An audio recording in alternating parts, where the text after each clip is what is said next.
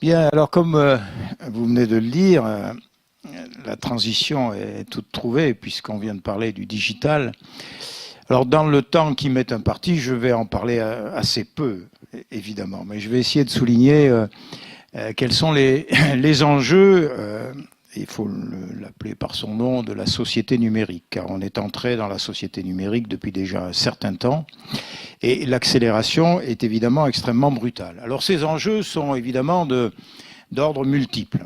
Il y a des enjeux scientifiques, des enjeux technologiques, des enjeux économiques, des enjeux éthiques, des enjeux d'éducation et des enjeux de formation. Je ne vais pas avoir le temps de développer l'ensemble de ces éléments, mais je vais reprendre sous chacune de ces rubriques quelques éléments. Alors d'abord des enjeux scientifiques. Vous avez dit tout à l'heure, évidemment, qu'avec les objets connectés, on est en mesure de recueillir un certain nombre de données qui sont extrêmement nombreuses. Aujourd'hui, il y a 5 milliards d'objets connectés. En 2020-2025, il y aura 50 milliards d'objets connectés. Ça veut dire que nous avons un accroissement exponentiel des données qui sont à traiter. Et ces données à traiter sont traitées aujourd'hui. Elles sont traitées, et notamment par les GAFA, les grands groupes. Google, Amazon, Facebook, Apple, évidemment, sont au cœur même de cette pratique de traitement de données à travers le big data. Les enjeux scientifiques sont les enjeux du big data. Quand on regarde l'évolution aujourd'hui et le destin des algorithmes, on constate qu'en très peu de temps, en 4 ou 5 ans, on a une évolution considérable. On est passé de la capacité à repérer des clics à la capacité à tracer des comportements aujourd'hui. Le big data, évidemment, non, c'est pas dans cette salle que je vais vous définir le big data, mais le big data, c'est quand même quelque chose d'extrêmement important puisqu'on est capable de traiter massivement des données qui proviennent de sources différentes. C'est ça qui est extraordinairement nouveau et extrêmement important. Donc, il y a des enjeux scientifiques très forts autour du big data. Est-ce que la France est équipée pour ça ? Oui, la France est équipée pour ça. Elle a les meilleurs mathématiciens du monde. Elle a d'excellents informaticiens. Mais elle n'a pas réalisé aujourd'hui les investissements suffisants pour que nous soyons en mesure de pouvoir concurrencer aujourd'hui le continent asiatique ou le continent américain.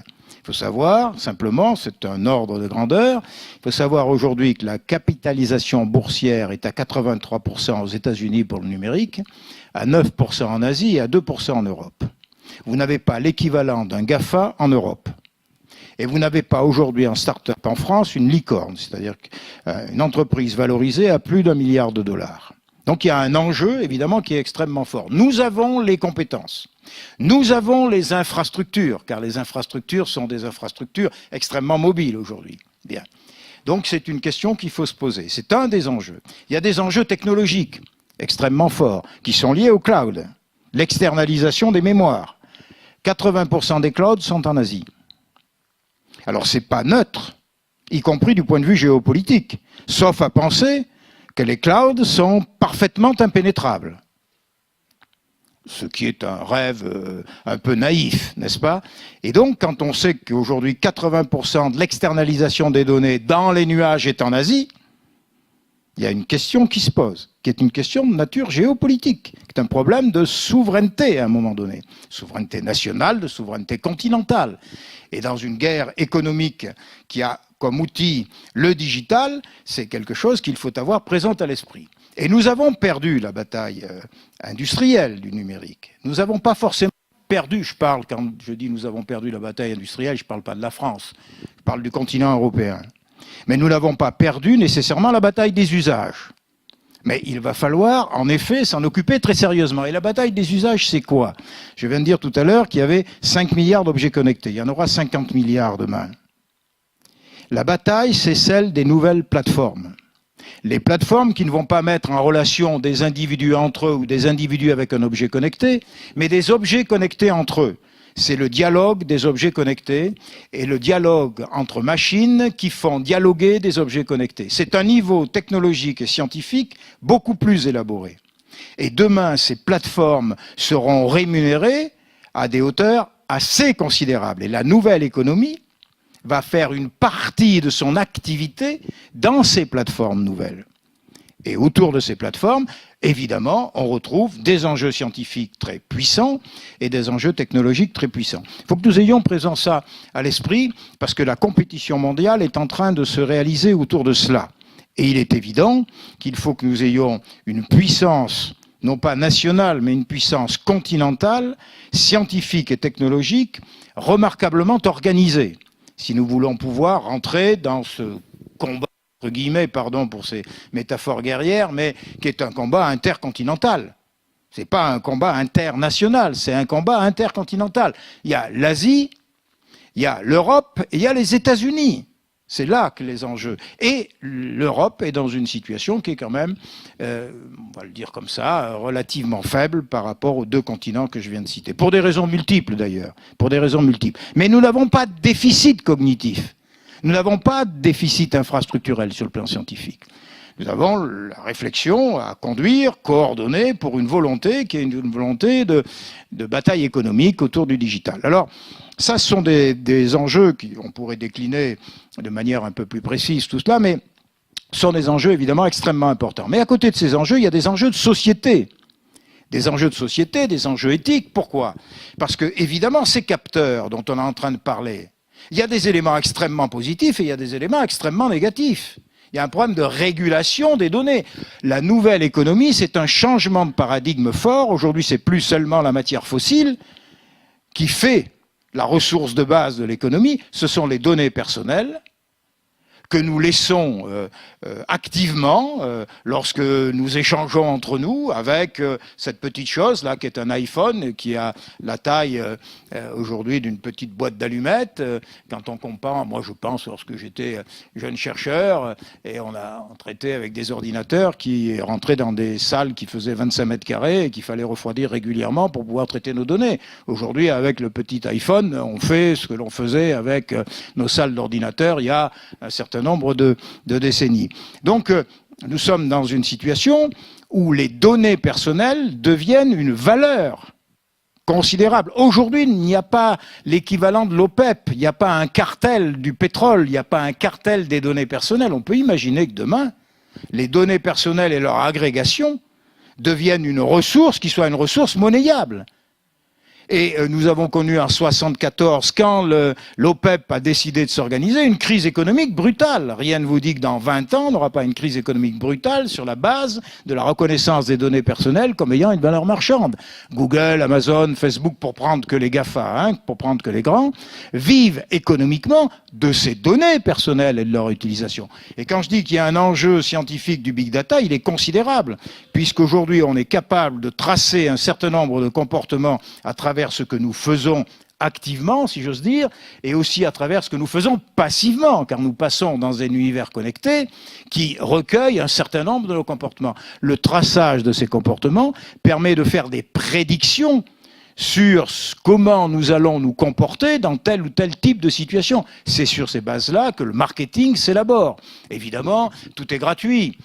Aujourd'hui, pour la première fois dans notre histoire, il n'y a pas de question sans réponse. Vous avez un problème, vous cliquez, vous avez une réponse. Vous n'êtes pas sûr qu'elle soit pertinente, mais vous avez une réponse. Vous oubliez la réponse, vous recliquez, elle revient. Vous n'avez même pas besoin de mettre en mémoire. C'est extrêmement économique. J'y reviendrai tout à l'heure par rapport à l'éducation et à la formation très rapidement. Mais c'est important. On est en train d'externaliser les mémoires. Et ça ne peut pas être sans conséquences neurophysiologiques et neurocognitives, évidemment. Nous sommes en train de changer avec le digital. Nous sommes en train de changer avec le digital sous la contrainte du digital. Alors, il y a des éléments évidemment extrêmement positifs. C'est formidable d'externaliser la mémoire. Ça veut dire que vous n'avez pas besoin d'utiliser votre attention pour traiter un certain nombre de problèmes. Ils sont traités par ailleurs. Vous les avez en stock. Une question qui se pose, c'est que la partie de l'attention qui est libérée ou la partie de mémoire qui est libérée, qu'est-ce qu'on en fait? Et si on allait un petit peu plus loin, je vous dirais alors comment va-t-on organiser le travail demain? Quand on va dégager de la capacité attentionnelle et qu'on va externaliser les mémoires, dans l'organisation même du travail, il y a une nouvelle organisation du travail. J'y reviendrai très rapidement tout à l'heure. Ce sont des éléments qui sont évidemment extrêmement importants. Donc on a cette dimension des données personnelles. Et je parle d'enjeux éthiques. Les enjeux éthiques, c'est comment protège-t-on nos données personnelles? C'est une question fondamentale. Il y a des enjeux de liberté individuelle et collective qui sont posés. Le marketing fait, si j'ose dire, son miel de nos données personnelles. C'est une activité économique importante, mais on est en train d'orienter vos comportements d'achat. Mais demain, pas demain, aujourd'hui, on pour orienter vos opinions de la même façon. Et l'orientation des opinions dans un monde où il y a une obésité informationnelle considérable, ça réclame une lucidité relativement plus importante que celle que nous avons aujourd'hui. Ça veut dire que dans cette information à laquelle nous accédons sans aucune difficulté et à volonté, il faut que nous soyons capables de la hiérarchiser, de la trier et de la contextualiser. L'information est considérable aujourd'hui. On a produit plus de données en 2 ans que dans l'histoire de l'humanité. C'est dire, de données. Il faut transformer la donnée en information. Les informaticiens qui sont dans cette salle savent bien que c'est déjà pas simple. Mais pour transformer une information en connaissance, c'est encore plus important. Or aujourd'hui, si on n'est pas capable de traiter cette information, pour la rapporter à un contexte, pour la hiérarchiser, tout vaut tout. Et dès lors, entre le savoir et la croyance, il n'y a plus de différence. Tout à l'heure, M. Evin disait « on a besoin de la science ». Mais pourquoi on a besoin de la science? On a besoin de la science pour sa méthode, pas pour ses savoirs. Les savoirs sont voués à l'obsolescence. En revanche, la méthode scientifique est quelque chose qui permet simplement de savoir comment les connaissances ont été produites. Le problème que nous avons dans un univers très informationnel comme celui que nous avons, c'est évidemment de savoir, d'être en mesure de connaître les processus par lesquels, minimalement, les processus par lesquels on produit le savoir. Pourquoi? Pour pouvoir l'interroger. On est sans arrêt en train de parler de l'esprit critique qu'il faut développer. Mais développer l'esprit critique, c'est donner les moyens aux individus de comprendre comment les savoirs qu'on leur propose ont été élaborés, de telle sorte à pouvoir les critiquer. Nous savons bien, entre guillemets, nous les scientifiques, si vous permettez que je le dise comme ça, que la production même du savoir, c'est une démarche qui est une démarche d'une grande complexité, qui est installée dans quelque chose qui est de l'ordre de l'incertitude et du doute. Qu'est-ce que ça veut dire faire des sciences expérimentales? En un mot, sans vouloir faire le prof. Ça veut dire que quand vous avez une idée, vous pouvez la transformer en hypothèse, et que si vous voulez voir si cette hypothèse tient la route, vous construisez un dispositif qui vous permet de la mettre à l'épreuve des faits. Et pour soumettre une hypothèse à l'épreuve des faits, vous vous placez dans les conditions les plus défavorables à cette hypothèse pour savoir si l'hypothèse résiste bien à l'épreuve des faits. Ça veut dire que si vous rencontrez un élément qui est contraire à votre hypothèse, vous remettez en cause votre hypothèse. Dans la vie de tous les jours, on fonctionne exactement différemment. On fonctionne sur un mode qui est un mode de confirmation d'hypothèse. Si je rencontre quelques personnes qui pensent comme moi, alors je suis sur une démarche qui est probablement vraie.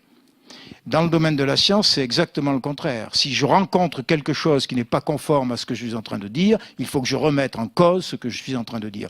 La démarche scientifique a une vertu considérable au-delà du laboratoire, au-delà de l'entreprise, au-delà des comportements scientifiques. Elle a une valeur éthique.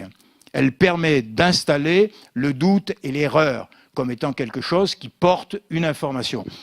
Vous avez dit tout à l'heure, M. Evin, si on avait le temps, j'aurais aimé discuter des autres choses que vous avez indiquées. Mais il y a quelque chose d'important. Vous parliez des rankings, Shanghai, etc.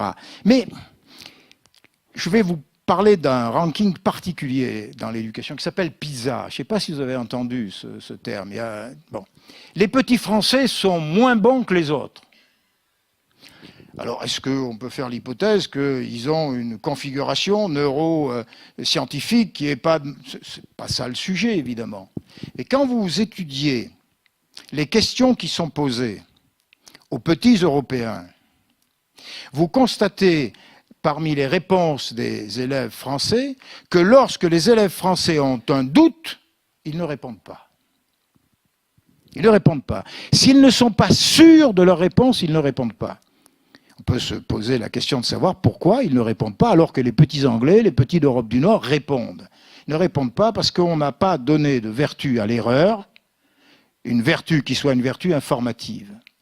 Et ça, c'est extrêmement important. Et la démarche scientifique, c'est une démarche qui donne un statut à l'erreur, évidemment. Quels sont ceux qui font des sciences expérimentales et qui, chaque fois qu'ils font une manip, ont le résultat attendu? S'il y en a un, c'est qui triche, hein, dans cette salle. Évidemment. Or, cette dimension-là n'appartient pas à notre mode d'éducation. Notre mode d'éducation est fondé sur la notion de ce qui est vrai.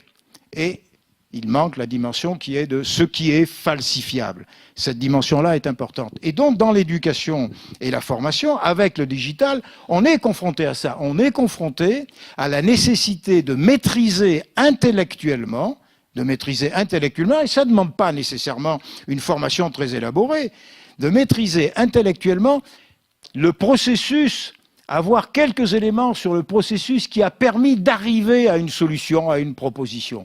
Ça, c'est quelque chose qui peut se faire dans l'éducation très tôt. La main à la pâte de Georges Charpak n'était pas autre chose que cette démarche-là, en disant « j'observe des récurrences, etc. etc. » Bien. Pourquoi je suis en train de dire ça? Je suis en train de dire ça parce que nous devons avoir une éducation à la société numérique. Une éducation à la société numérique pour protéger nos données personnelles, pour ne pas confondre les croyances et les savoirs. C'est important. Donc, il y a une dimension éducative.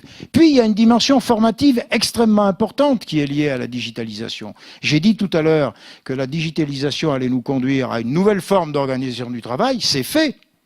Avec le numérique, nous ne sommes plus dans les verticalités habituelles. Il y a une forme d'horizontalité des relations à l'intérieur des organisations, des administrations, des entreprises. Évidemment, et comme nous sommes dans un univers en réseau, cette dimension réticulaire est extrêmement importante. Ça veut dire demain que les hiérarchies d'hier n'ont plus la même validité dans le dispositif digitalisé d'aujourd'hui. Je m'explique. Dans un univers très vertical, vous avez un chef. Vous avez un problème, vous posez la question au chef. Le problème est résolu, vous avez un deuxième problème, vous reposez la question au chef. Ça veut dire que le problème est contingent au chef. C'est-à-dire que le problème est contingent à la hiérarchie. Dans l'univers digital, c'est la hiérarchie qui est contingente au problème posé. Ce n'est pas tout à fait la même chose. Et dans l'organisation du travail, ce n'est pas du tout la même chose. Si maintenant vous ajoutez à ça que le digital, le numérique, la robotisation est en train de conduire à une destruction, création d'emplois. Alors les experts discutent entre eux pour savoir si on aura 15%, 20%, 30% d'emplois qui vont être détruits par le numérique, et puis des créations évidemment parallèles. Mais le delta, on ne sait pas très bien ce qu'il sera. Ce dont on est sûr, c'est que la vague d'automatisation qui est liée à la robotisation, à l'intelligence artificielle, est massive. Elle est massive.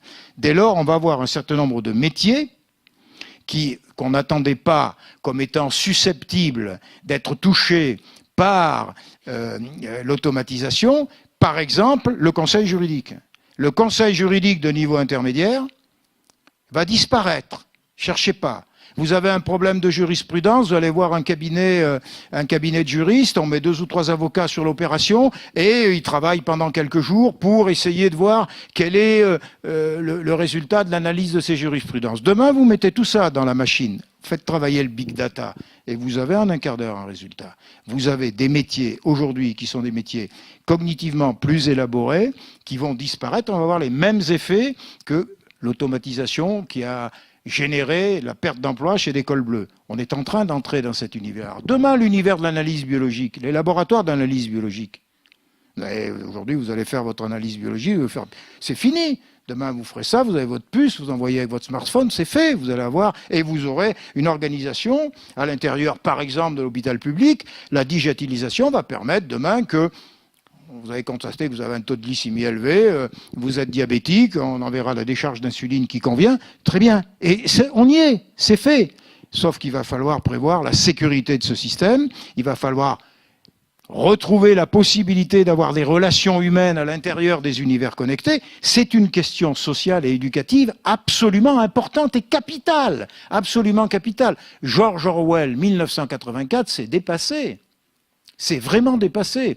Dernier point, je vois votre impatience, dernier point, non, j'entends bien, mais dernier point, la formation, et je parle aux organisations, quelles qu'elles soient, industrielles ou pas. Je disais tout à l'heure, il y a une évolution des technologies, il y a une évolution scientifique nécessaire, donc il y a une formation à de nouvelles compétences techniques, mais j'ai presque envie de dire ça, on sait faire. On sait faire. Les adaptations ont été nombreuses. C'est pas d'aujourd'hui qu'il y a des révolutions technologiques. On est en phase d'une révolution technologique majeure. Certains disent c'est la 3e, d'autres disent c'est la 5e, peu importe. Elle est majeure. Mais on saura s'adapter technologiquement, on saura s'adapter du point de vue de l'acquisition de compétences nouvelles. Mais ce que va réclamer le nouvel univers, c'est pas seulement les compétences techniques, c'est des compétences collaboratives, des compétences coopératives, qui sont liées à l'univers réticulaire dans lequel on est en train d'entrer. Ça veut dire que la logique de projet, la capacité à coopérer, la prise d'initiative, la contingence cognitive par rapport aux hiérarchies, c'est une autre organisation du travail qui est en train de naître et autour de laquelle il faut engager une véritable réflexion. Or aujourd'hui, on doit quand même constater que sur ces dimensions-là, on n'a pas d'opération qui soit d'opération systématique. On entend bien, chacun, et vous lisez, vous regardez, on a des entreprises qui sont en situation de digitalisation importante. L'entreprise 4.0, voire 5.0, on y est. L'Allemagne travaille là-dessus beaucoup, de manière extrêmement forte. Mais ici, nous avons des entreprises remarquables qui sont digitalisées à un point très important. Mais quand on pose la question, on leur dit quel est le problème? Le problème, c'est pas la compétence technique. C'est les nouvelles compétences sociales. Ces nouvelles compétences non formelles.